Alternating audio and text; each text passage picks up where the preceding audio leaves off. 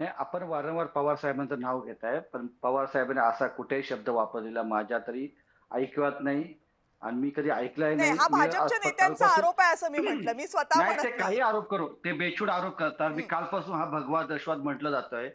तुमचं राष्ट्रवादाचं नाटक उघडं पडलंय, भाजपला कळलेलं आहे. तपास संस्था व न्याय संस्था तुमचं राजकीय खेळाचं मैदान आहे. त्याचे काही वाटेल ते करतात. तपासात बदल करतात. साक्षीदार मागे सत्ताधारी समर्थन करतात. त्यामध्ये जवळ 6 तपास अधिकारी बदलले गेले. त्यामध्ये जवळ-जवळ 12 साक्षीदार बदलले गेले. वकील बदलले गेले. तुमच्या देशप्रेमाला प्रश्न विचारला तर तो देशद्रोही ठरतो. प्रश्न विचारला की तुकडे-तुकडे गँग म्हटले जातात. गुन्हेगारांना साध्वी गुरु म्हणून सन्मान देतात. त्याच्यापेक्षा वेगळं काय बोलायचं राहिलेलं आहे? खनकर साहेबांकडे बोलायला काय नाहीये. बॉम्बस्फोटाची बस्त बॉम्बस्फोटमध्ये घडले, त्यांच्या विरोधात जो निकाल आला त्याच्या विरोधात हायकोर्टात जाणार. हं. कालच्या निकालाचा तो जल्लोष करतात, राजकीय जल्लोष करतात.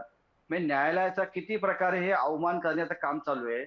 म्हणजे ही जी घटना झाली, कोणी दहशतवादी असो, त्याला अटक झाली पाहिजे, त्याला शिक्षा व्हायला पाहिजे आणि ह्या दहशतवाद्याचं कोणी समर्थन केलं नाही पाहिजे.